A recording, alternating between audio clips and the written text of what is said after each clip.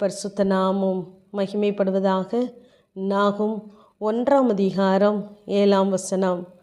கர்த்தர் நல்லவர், இக்கட்டு நாளிலே அரணான கோட்டை, தம்மை நம்புகிறவர்களை அறிந்திருக்கிறார் என்று வாசிக்கிறோம். தம்மை நம்புகிற ஒவ்வொருவரையும் அவர் அறிந்திருக்கிறார். நாம் தேவனை அறிந்ததை காட்டிலும் தேவன் மிக நன்றாகவே நம்மை அறிந்திருக்கிறார். நம்மை அறிந்திருக்கிற தேவன் எப்படிப்பட்டவர் என்று 2ஆம் வசனத்திலிருந்து நாம் வாசித்து பார்ப்போமானால், அவர் நீதியை சரிகட்டுகிற தேவனாயிருக்கிறார். அவர் உக்கிர கோபம் உள்ளவர். தம்முடைய சத்துருக்களுக்கு பிரதிபலனை அளிக்கிறவர். தம்முடைய பகைஞருக்காக கோபத்தை வைத்திருக்கிறாராம். அதே தேவன் எப்படிப்பட்டவராய் மாறுகிறார் என்று 3ஆம் வசனத்திலே நாம் வாசிப்போமானால், கர்த்தர் நீடிய சாந்தமும் மிகுந்த வல்லமை உள்ளவருமாய் இருக்கிறார். அவருடைய வழி சுழல் காற்றிலும் பெருங்காற்றிலும் இருக்கிறதாம். இப்படிப்பட்ட நல்ல தேவன்தான் நம்மையும் அறிந்தவராக இருக்கிறார். நம்மை அறிந்த தேவன் எல்லா இக்கட்டுகளுக்கும் இடுக்கண்களுக்கும் நம்மை விலக்கி பாதுகாக்க அவர் போதுமானவர். 9ஆம் வசனத்திலே இடுக்கண் மறுபடியும் உண்டாகாது என்று சொல்லுகிறார். நம்மை அறிந்த தேவன் நம்மை நினைத்தவராயிருக்கிறார். நம்முடைய இக்கட்டான சூழ்நிலைகளிலே அவர் மாத்திரமே நமக்கு உதவி செய்ய முடியும். மனுஷனுடைய உதவி நமக்கு விருதாவாகவே போய் விடுகிறது. ஆகவே ஆபத்து காலத்திலே அனுகூலமான துணையானவர் மரண பள்ளத்தாக்கில் நடந்தாலும் நம்மோடு கூட இருக்கிற தேவன் நம்மை எல்லா தீமைக்கும் விலக்கி பாதுகாப்பார். கர்த்தர் நல்லவர் என்று நாம் எல்லா சூழ்நிலைகளிலும் அறிக்கையிடுகிறவர்களாக இருக்க வேண்டும். ஆபகுக்கு 3ஆம் அதிகாரம் 16ஆம் வசனத்திலே, இக்கட்டு நாளில் நான் இளைப்பாறுதல் அடைவேன் என்று வாசிக்கிறோம். ஏனென்றால் இக்கட்டான சூழ்நிலைகளிலும் நமக்கு இளைப்பாறுதலை தருகிறவர் தேவன் மாத்திரமே. தெய்வ பிரசன்னம் மாத்திரமே நம்முடைய சூழ்நிலைகளை மாற்ற முடியும். அத்திமரம் துளிர் விடாமல் போகலாம், திராட்சை செடியிலே பலன் உண்டாகாமல் போகலாம்.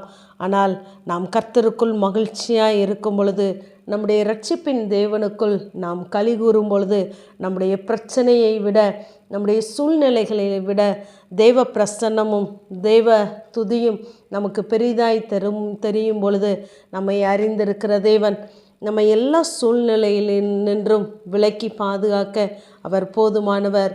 1 சாமுவேல் 13ஆம் அதிகாரத்திலே 6ஆம் வசனத்திலே நாம் வாசித்து பார்ப்போமானால், இஸ்ரவேல் ஜனங்கள் தனக்கு உண்டான இக்கட்டை கண்டபொழுது அவர்கள் கெபிகளிலும் கண்மலைகளிலும் துருகங்களிலும் தன்னை ஒளித்து கொண்டார்கள் என்று சொல்லி பார்க்கிறோம்.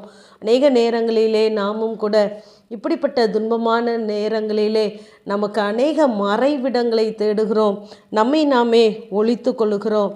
ஆனால் நம்மை அறிந்திருக்கிற தேவன் நாம் எங்கு சென்றாலும் நம்மை உற்று கவனிக்கிறவராகவே இருக்கிறார். சங்கீதக்காரன் சொல்லும் பொழுது, அநேக இக்கட்டுகளையும் ஆபத்துகளையும் காணும்படி செய்த என்னை திரும்பவும் உயிர்ப்பிக்க நீர் போதுமானவர். என் மேன்மையை பெருக பண்ணவும் என்னை மறுபடியும் தேற்ற நீர் போதுமானவர் என்று சொல்லுகிறார்.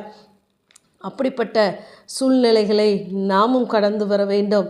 எத்தனை தான் துன்பங்கள் மத்தியிலே நாம் நடந்தாலும் நம்மை மறுபடியும் உயிர்ப்பிக்க, நம்மை சாட்சியாய் நிறுத்த அவர் மாத்திரமே போதுமானவராகவே இருக்கிறார்.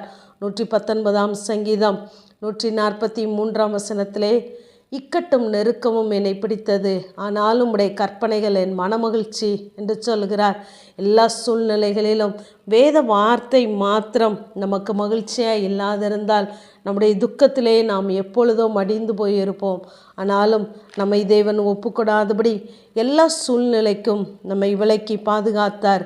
எரேமியா 30ஆம் அதிகாரம் 7ஆம் வசனத்திலே, யாக்கோப்புக்கு இக்கட்டு காலம், ஆனாலும் அவன் அதற்கு நீங்களாக்கி ரட்சிக்கப்படுவான் என்று சொல்கிறார்.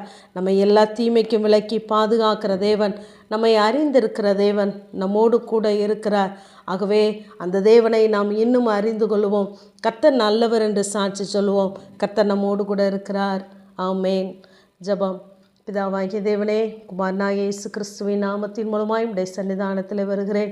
இஸ்ரவேலை அவனுடைய எல்லா இக்கட்டுகளுக்கும் நீங்களாக்கி மீட்டு விடுகிறார் என்ற வேத வார்த்தையின்படி கர்த்தாவே, உம்மை நம்பியிருக்கிற ஒவ்வொரு பிள்ளைகளையும் அறிந்திருக்கிற தேவன் அவர்களுடைய எல்லா இக்கட்டுகளுக்கும் இடுக்கங்களுக்கும் ஆபத்துகளுக்கும் நீங்களாக்கி மீட்டு விடுங்க. உடைய சமூகத்திலே தாழ்த்துகிறோம். மகிமைப்படும் இயேசுவின் மூலம் ஜெபங்க. எங்கள் நல்ல பிதாவே. ஆமேன்.